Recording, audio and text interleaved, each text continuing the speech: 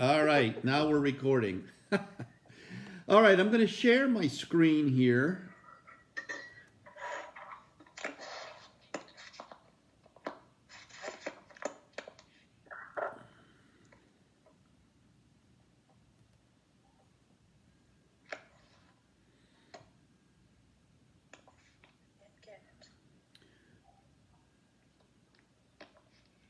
Can everybody see it? I do not. I can't see it. No, I'm waiting for it. I can see it.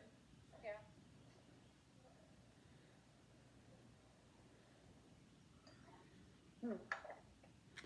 Well, I'm not getting it. Let me try this again.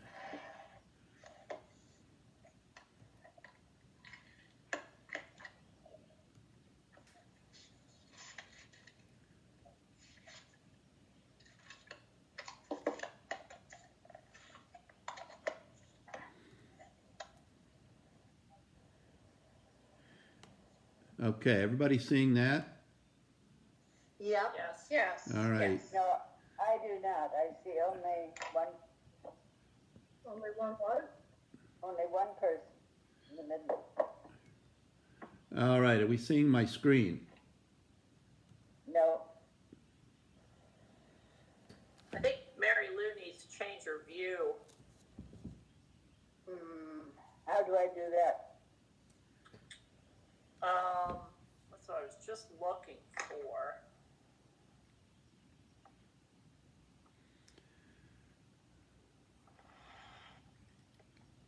I don't know.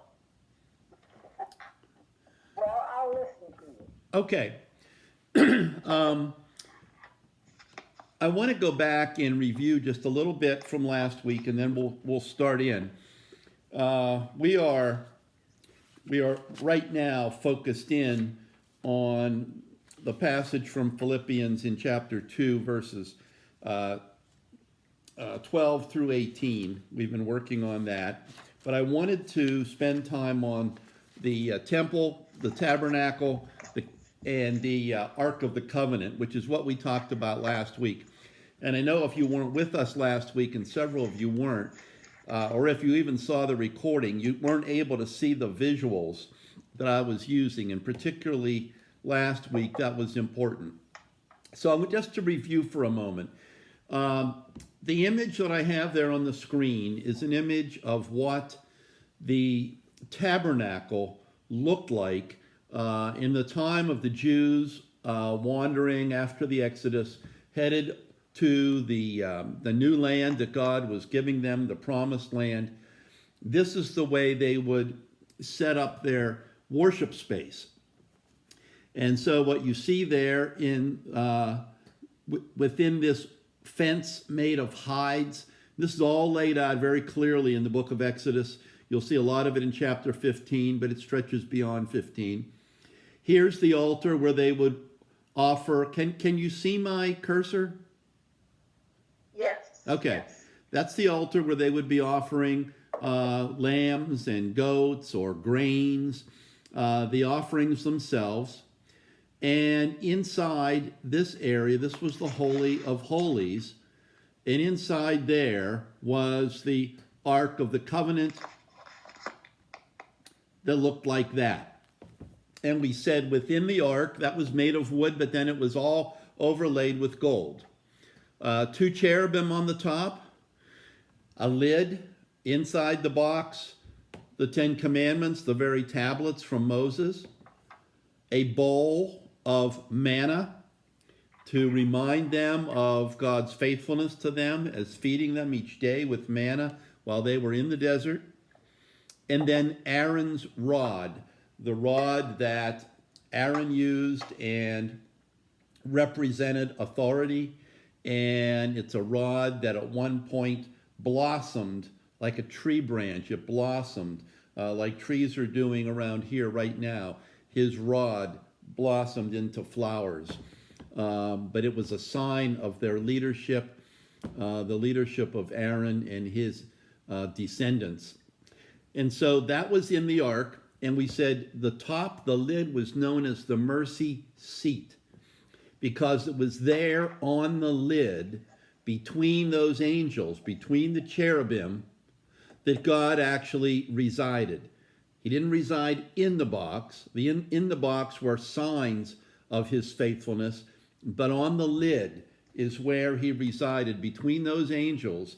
And it's called the mercy seat because it was over this box, this ark, that they would pour the blood of the Lamb on the Day of Atonement. And it was from there that God would accept their sacrifices and forgive their sins.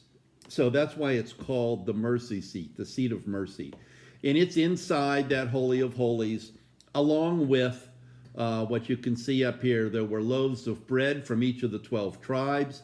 There was a menorah, reminded them of God's faithfulness to them when 1 day's worth of oil burned for 8 days. And then there was a place of incense, which is where you see the priest here standing before the altar of incense. All that was in this area of the Holy of Holies, covered with huge skins. And so that was a portable place of worship. And the rods on the tabernacle or on the ark were to carry it. So it was portable. And as they moved, they would take it. And then when they would be in one place for a longer period of time, they would set up like this with a wall around the side, rather a fence made of hides. And then each of the tribes, each of the 12 tribes, had their own place where they pitched their tents, so all of it surrounding the tabernacle. So the tabernacle was in their midst. And at night, God's presence was signified by a pillar of flame. That's what you see here. And during the day, it was a cloud that emanated from that point on top of the ark, between those cherubim. It was from there that the flame or the cloud that represented God's presence. And as it would move, the people would move. And that's how they found their way ultimately to the promised land. So they took that same idea and applied it then to a permanent structure when Solomon built his temple. It's 2 squares, just like the other one was. This has stone walls, not a wall of hides. Here's the Holy of Holies. Within the Holy of Holies, again, the Ark of the Covenant was in here. Incense was burned. The bread, the showbread, the bread from each of the tribes would be there. And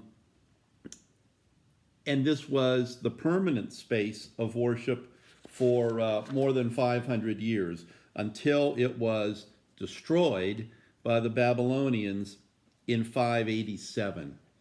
And we talked a little bit about the fact that we don't know what happened to the Ark of the Covenant. There are those who think it may still exist.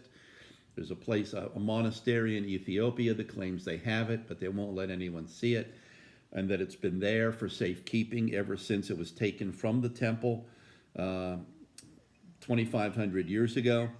But the next temple that Nehemiah built, and that ultimately was finished by King Herod, Herod's temple had no ark. It was vacant. And so there was this period when, although the temple was a place of worship, the actual presence represented by the Ark of the Covenant was not there. So, any questions about all that before we start in?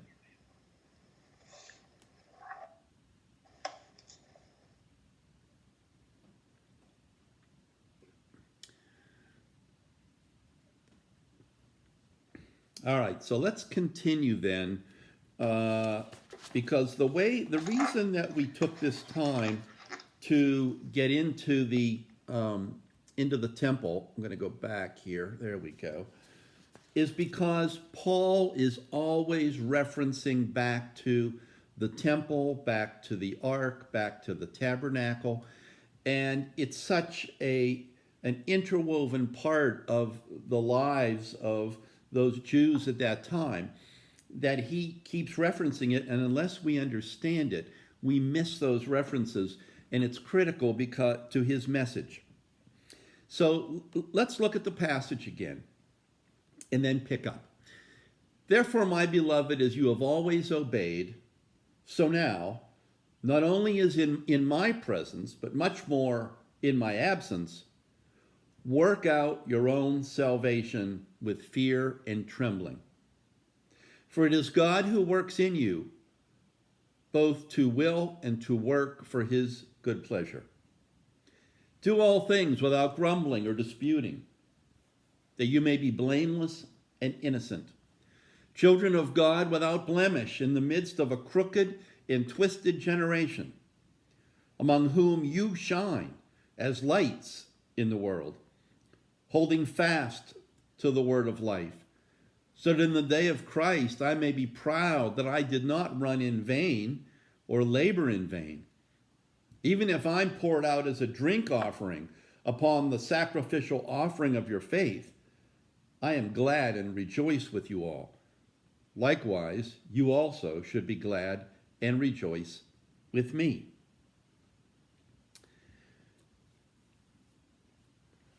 All right, the presence of God in the community, in the temple, in the ark, God's presence always among his people was always at the forefront of Paul's thinking.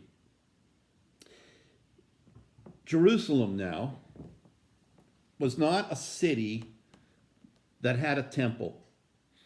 That's not the way it worked. It's not like a big city that has a big church. It's not like Washington, D.C. and the National Cathedral. It's not like that. It's not like Rome and St. Peter's Basilica. Jerusalem wasn't a city with a temple. Jerusalem was a temple that had a small city around it. Jerusalem was the temple. It was everything. And whatever grew up in Jerusalem beyond the temple was because of the temple. It had homes that clustered around it, but everything started at the temple and then spread out. And by the time of Paul, there was a community, a city built around the temple. But the temple was by far the largest, most significant structure by many, many hundreds of times than anything near it or around it. Jerusalem had meaning as a place, as a city, because God had decided to put himself there. He put his name in that place. And in that place, to the Jews, in that temple, this is the place where heaven and earth came together. So let's just talk about that a minute, because this is kind of I think a hard thing for us to grasp sometimes.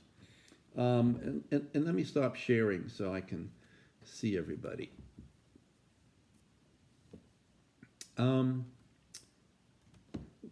Where is heaven?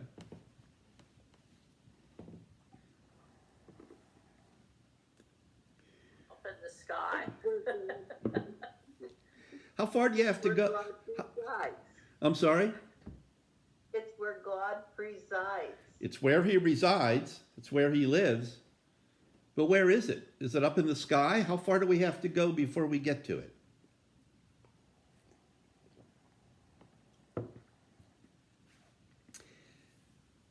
To the Jewish people, heaven and earth met, came together, and overlapped at the temple.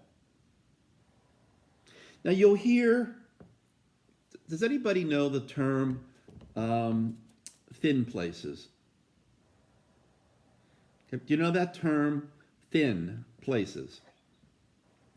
Thin places is a term used by monks, monastics, other mystics, and they talk about thin places, places where the barrier between earth and heaven becomes thin, where they become close. So they'll talk about places like at the temple, even today, Jews understand the temple wall in Jerusalem, at that location, to be a place where heaven and earth come together.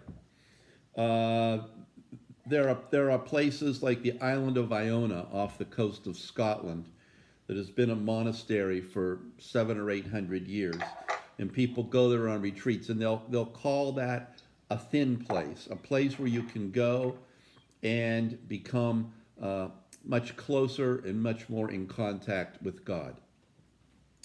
Do thin places like that exist? I don't know, but it's a term that's used about a location, a physical location. And that's what the Jews understand the temple to be. It's a place where they overlap. So being in the temple, it wasn't like being in heaven. It was being in heaven. You went there, and it was now you were on earth and you were in heaven at the same time. They overlapped in that place where God resided, and particularly back in the Holy of Holies where the ark was located. So heaven and earth were understood to be both different, but they also have the ability to interact and to not be, and to overlap with each other. So they're not necessarily far apart. So heaven and earth are not eons and eons apart. They're actually very, very close, is the way the Jews understood that. In fact, sometimes so close they overlap and interact with each other. The symbol of all of that, of God's closeness, was the temple itself. So when Paul uses words and imagery from the temple, You're both gone. can everybody still hear? Oh, don't do this to me. We miss you. Can you hear me? Now we can. Yes, now we can. All right, we'll try this, and if I disappear again, tell me, and I'll try to reboot everything. Okay, just tell me if you stop hearing me. So, to Paul, this isn't just a vague, abstract way of talking when he talks about God indwelling. We stopped hearing you. Yeah. All right, I'm going to go and come, Frozen in time. going and coming back.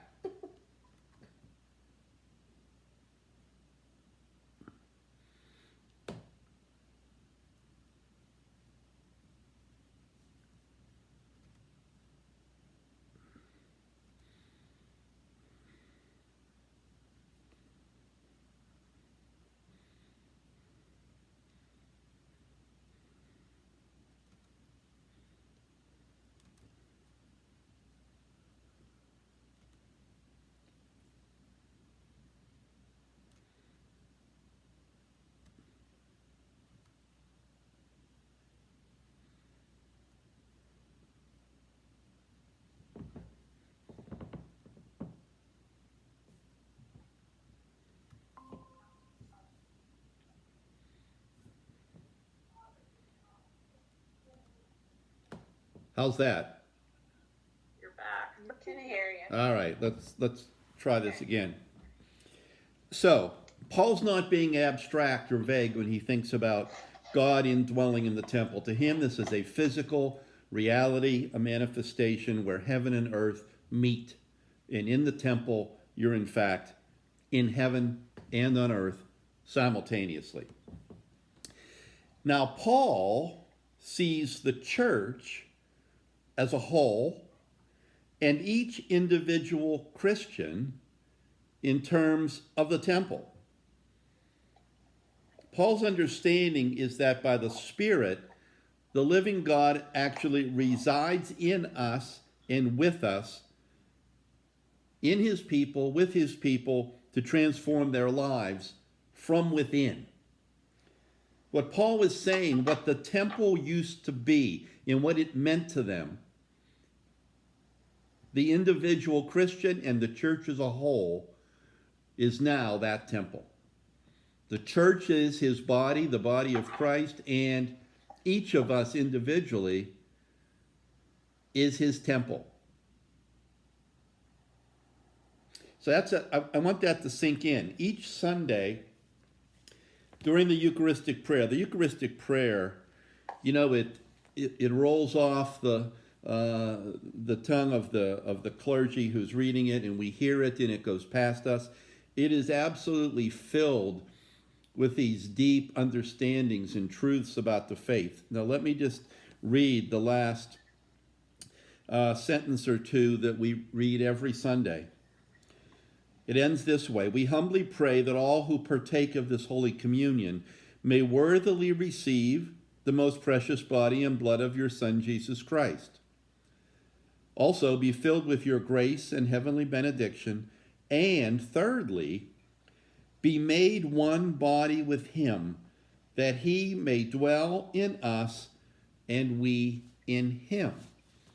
That we dwell in him and he dwells in us.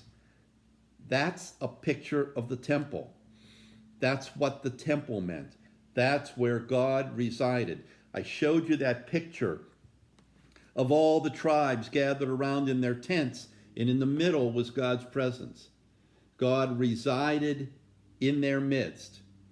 And what Paul is saying is that is now represented in each of us.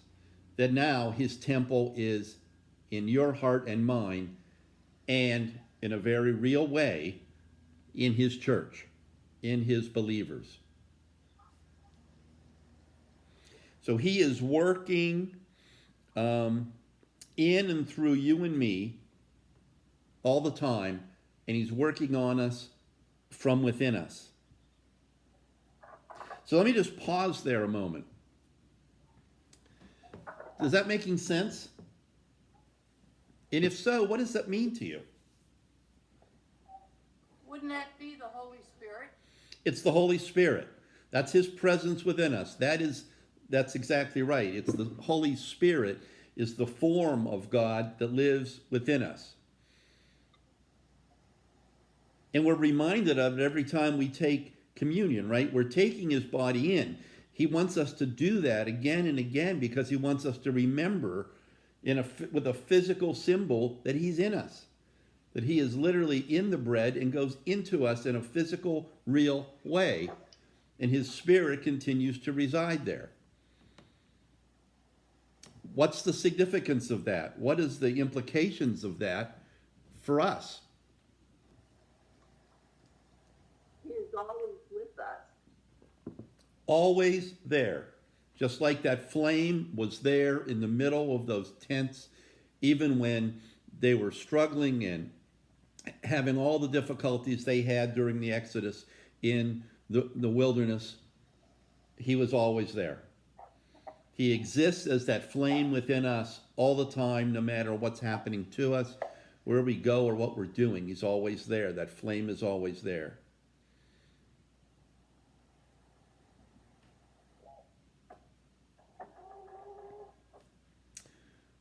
Tell me more about what it means to you.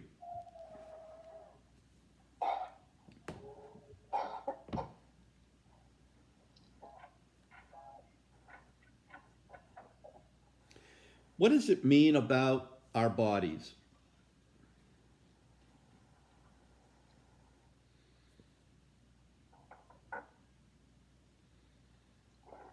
We should take care of ourselves, our bodies. Yeah, the body is Doctor. our body is our temple, is his temple, right? So the respect for the body, the respect for human life as his temple, as his place, it should have the kind of respect that the Jewish people had for their temple.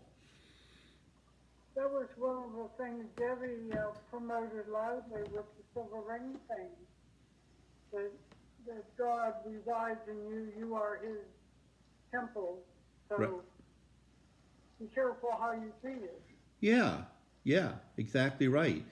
I mean, that concept was so ingrained in those early Christians, this connection to the temple, because they were so close to it, and they knew what it meant to have a place like that, and then to have that transferred to their very selves.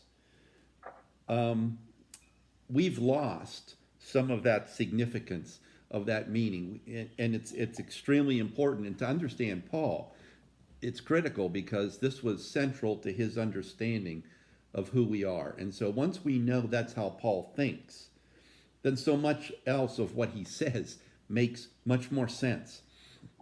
Not that what he says doesn't make sense otherwise, but it makes sense at even a much deeper level.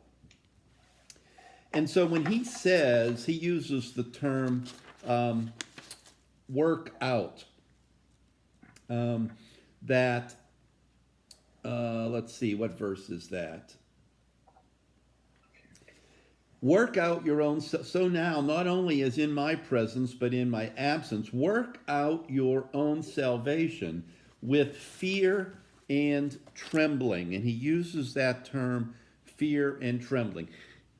This isn't the sense of working it out that you're working. It's letting it come out. Let the work that God is doing in you come out. Let it be seen. Let it be known. And he uses that term, fear and trembling. Where have you heard that? Can anybody relate that back to the Old Testament or to the temple?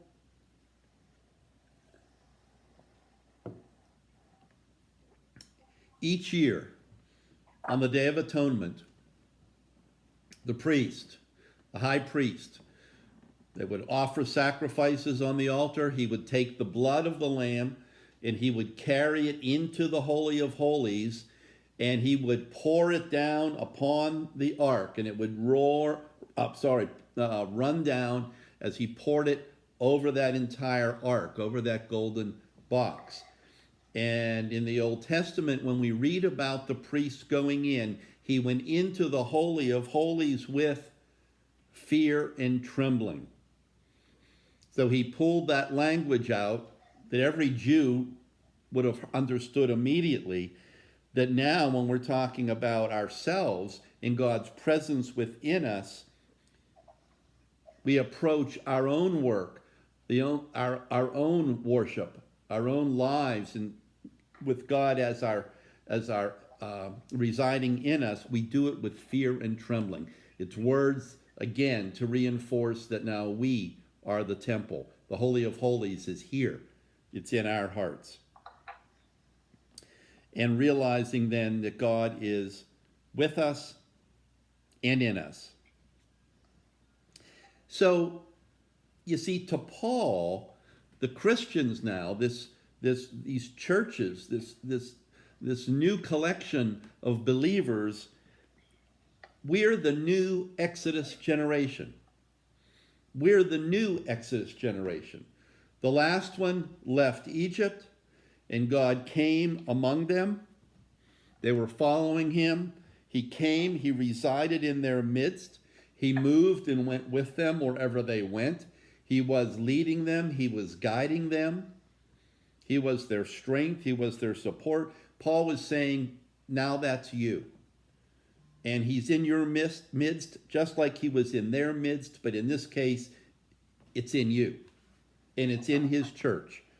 And you're the new generation that God is shaping as his people. You're the new generation that God is taking forward to transform you and the world, starting from you from the inside out.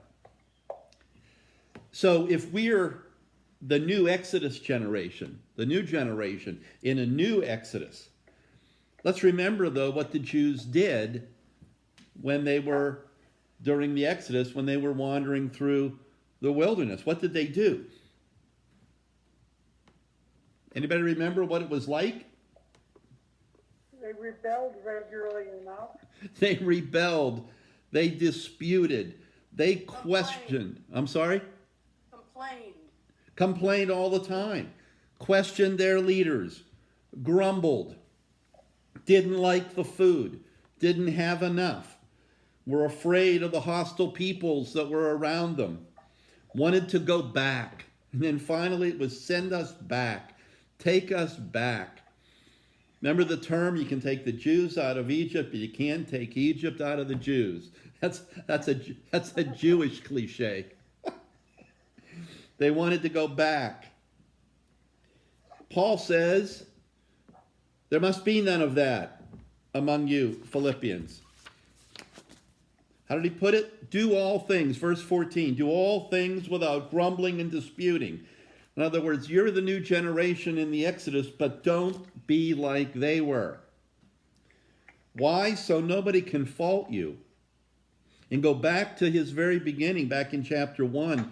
He says, only let your manner of life be worthy of the gospel of Christ, so that whether I come to see you or whether I'm absent, I might hear you're standing firm, one spirit, one mind, side by side, for the faith of the gospel. So he's warning them. Don't let happen to you what happened to the Jews during the first Exodus. And why is that? Well, he tells us now here in verse 15 of chapter 2, that you may be blameless and innocent, children of God without blemish, in the midst of a crooked and twisted generation, among whom you shine as lights to the world.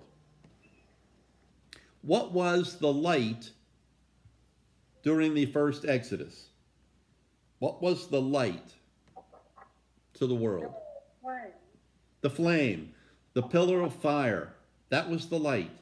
Now he's saying that's you, because that flame is in you. You are going to be the light of the world, like the light of that pillar of fire was for those people.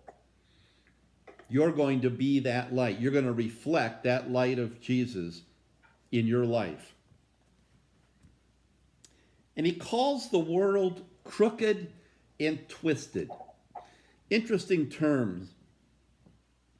And he uses those words intentionally, because he's talking about a manner of life that can start out building us up and then get twisted and even turn back and reverse on itself.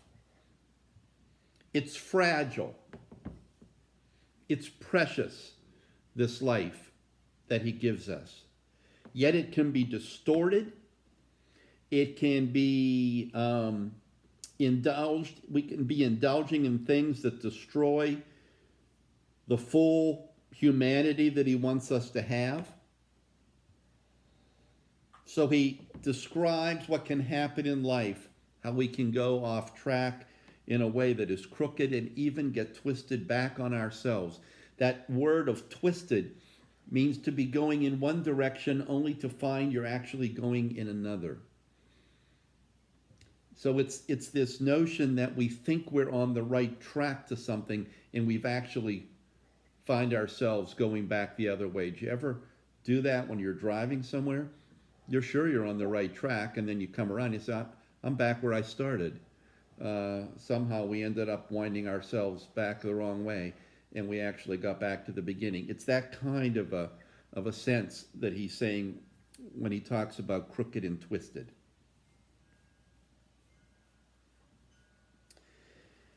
The way to avoid all that is where he's going next, and it's in living the life as Jesus would have it, a life filled with the fruits of the Spirit.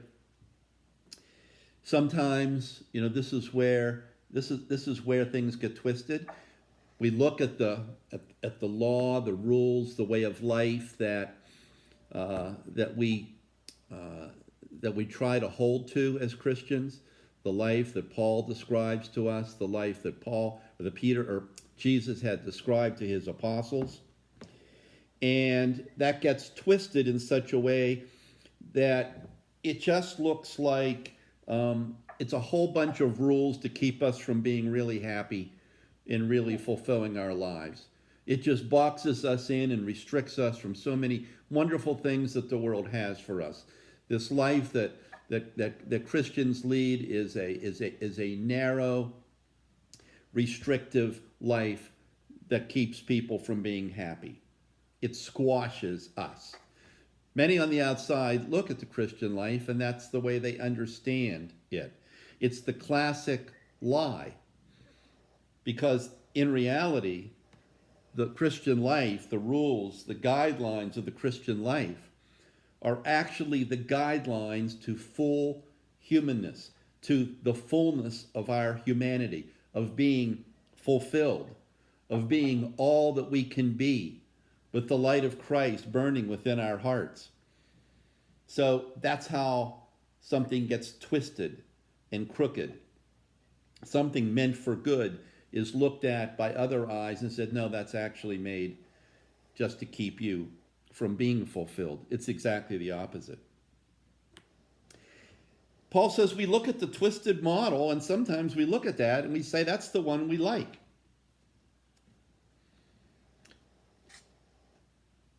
How do you ever see that happening? Where do we look at the twisted, crooked life and we say, that looks pretty good.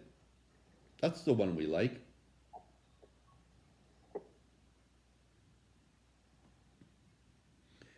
That's the one we'll accept. That's the one we'll focus on. That's the one we'll ponder and remember. That's the one we'll pursue. Where do we find ourselves settling in to the crooked and twisted life? I think when we don't sit down and listen long enough to hear God. If we don't listen, we can't really follow.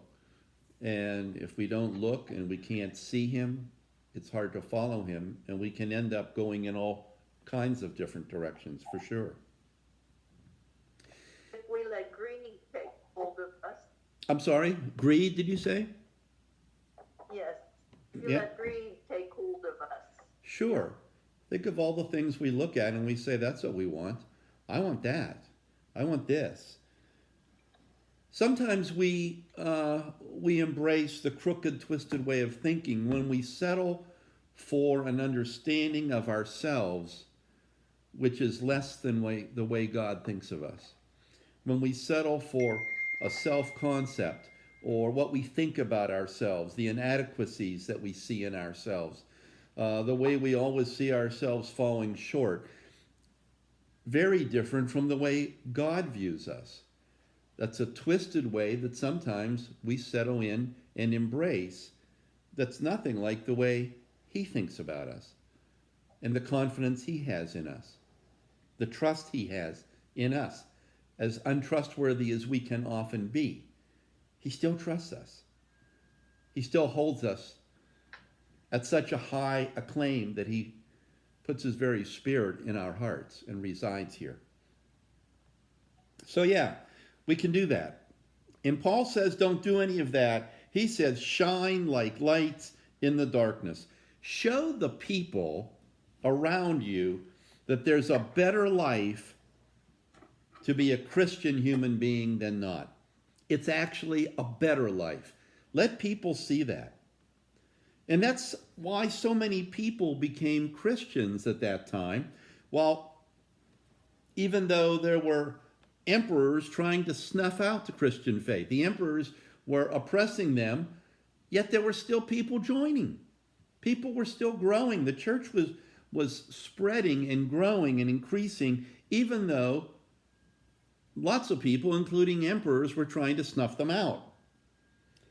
Because people saw these Christians being kind and generous to one another when others weren't.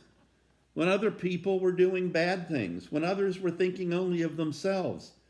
They saw Christians behaving in a different way.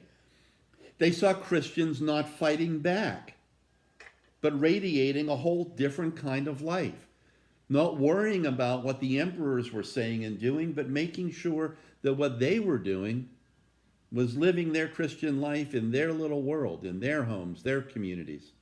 That's all they focused on, and people saw that, and they were attracted to it. And that's why it spread like a wildfire in the first 3 centuries, because those Christians were shining like lights in a very dark world. A lot of you have probably heard, it's been in the news, the news really loves to report that right now, fewer people claim they belong to a church or any house of worship than ever since the late 1930s. That 47% of people say they belong to an organized house of worship. There's a couple of interesting things. One, to me, is I'm wondering, what was it in the late 1930s that made so many people not belong to church? If we're as bad as we were then, I would have thought at the end of the Great Depression there would have been plenty of people in the churches, but maybe not. I don't know, Mary Lou, maybe you have some thoughts about that, but they're saying there were very few people. There were less than half Americans said they belonged to a church back in those days, same as now. Well, I was in the half that belonged, and I was not particularly aware, I think, of how many people did not. Yeah, yeah. So 47%, yet 70% of Americans say they're Christians. So isn't that crazy that 70% can say they're Christians, but only 47% say they actually belong to a house of worship? Which Well, means yeah, that... but I can do it myself. I don't need the leadership of a church. Precisely, precisely. And so there's a question, right, for us in the church, is what is it that makes so many people say, yes, I'm a Christian, but I want nothing to do with a church? What are they seeing in the church that says, I don't need that. I can do this myself. I'm not saying they're right, but when they're looking at the church, instead of wanting to be part of it like I just described in the first 3 centuries, what are they seeing that says, I'll do this myself? Does it seem too hard? Do they see hypocrisy? What do they see that instead of being attractive is actually become a barrier for them being part of it? What are your thoughts about that? Well, look at the news and all the abuse in the Catholic Church. Probably others as well, but it's gotten most of the news. Yeah, yeah. I think it's inconvenient. People want to do things when they want to do them. So I think it's inconvenient. I think there's also a sense from people that it's old. It's not up with the times. Yeah, yeah, yeah, Well, maybe streaming will solve some of that, because you can watch church on Monday night if you want, and play golf on Sunday morning, or That's right. sit there and have your coffee. We have more options of what to do with our time. Yeah. We do. yep. And it's fine to gather and sit down and watch a worship service online, to gather online, but it's not the same as being with people. We're not designed for fellowship like this. It's a fine substitute when you can't be together, but it's not the same thing. And I worry a bit about a church that becomes too dependent on online programming and on Sunday mornings. And it's just really easy and convenient to pour a cup of coffee and watch that service whenever you want, but that's not the point. We're not just observers of the faith, we're to participate in the faith, we're to participate in worship. We're to be fully engaged in it, body, mind, and spirit, which isn't the same as watching it online, just observing. Some of it is the discipline of getting yourself there regularly. Yeah, yeah. It is a discipline. And, obviously it's something that, we would hope that people want to do. They want to be together with other people. And certainly many people miss the fellowship of Sunday morning. I know a lot of people miss coffee hour. I hear it every week. When will we have coffee again? Take for lunch. What's that? Coffee hour always has cake for lunch. When we have coffee hour, I can have a piece of cake. Oh. And it will be my lunch. That's right. I think a lot of people miss that. Anyway, that's the way Paul understood how the church would grow. It would grow by Christians being the light in the darkness and being a place where they saw kindness and generosity that exceeded what they saw in the rest of the world around them, and they wanted to be part of it. And he says the only way you're going to be able to do that, verse 16, is if you hang on tightly to the word of life. And that word translated tightly is actually a word that means cling for your life. It's the word that the great preacher John Wesley, the great Anglican, when he was traveling home from America back to England, he went through a great rainstorm, and he was reading this passage because he was in great fear, and he was on a ship with a group of other Anabaptists, not Anglicans, but Anabaptists, people of a variety like Quakers, and they were singing. They were singing in the midst of this storm, and when he read this, everybody was hanging on the main mast of the ship, which was in the dead center, and it was the most stable thing on a rocking ship, and they tied themselves to it. During a storm like that, so you didn't get washed right off the deck of the ship, you tied yourself to the mast.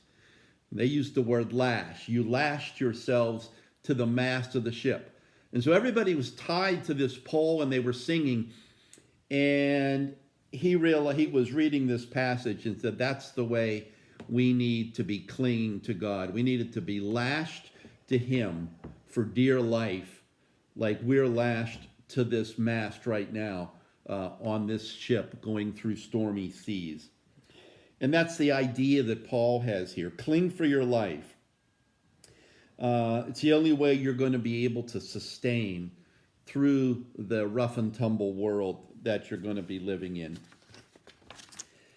Let me just do a little more here, and then we'll close and we can finish this section. And Paul says, the way I'm going to be proud of you if you live that way. And whether I'm there or I'm not there, I'm still going to be proud of you for living as Christians. That'll be a sign that I didn't work in vain. My work wasn't in vain if I see this kind of living in you. And then he goes on, and this is again, remember, he had this uncertainty, whether I ever get to see you or I don't, whether I live or whether I die, whether they sentence me to death here. He still seems to have this uncertainty. And he says, even if I am poured out as a drink offering, even if I'm just a drink offering, that's in verse 17. Even if I'm poured out as a drink offering on the sacrificial offering of your faith, I'm glad and I rejoice with you. So the drink offering was the offering that came after sometimes. So if you brought your animal or you brought your grain to the temple to be offered on the altar, it would be burned, and then it would be followed up, if you wanted to, wasn't always done, and you would pour a drink offering over it on the fire. And usually that would be wine that you had made, some of your better wine. You would bring that and you would pour it out. And that was considered a drink offering. But it was a secondary offering. It was secondary to the real offering. And again, it's pictures of the temple that he's reaching to. Your faith is the main offering. Even if I'm just a drink offering over top of your faith, that's fine. He's saying, I will still rejoice, and you ought to be rejoicing too. He's trying to prepare them for whatever happens here, that he might be killed. He may never get back to them, or maybe he will. Either way, their life, their living the Christian life is what he celebrates and what they should be celebrating too. So this is all, remember, it all started with the word therefore. All of this because of that poem we read back in the beginning of chapter 2, that describes the Christian life and describes the work that Christ did for us, and now the life you lead because of that. All right. That gets us up through verse 18. And so next time we'll pick up Philippians 2 and we'll look at 19 through the end, through 30, and we'll finish up this second chapter. Any final thoughts, questions, comments?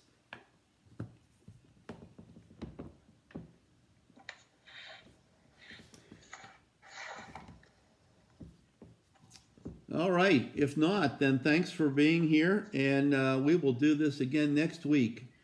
Same time, same place. Thank you. Thank you all. Thank you. Bye-bye. Bye.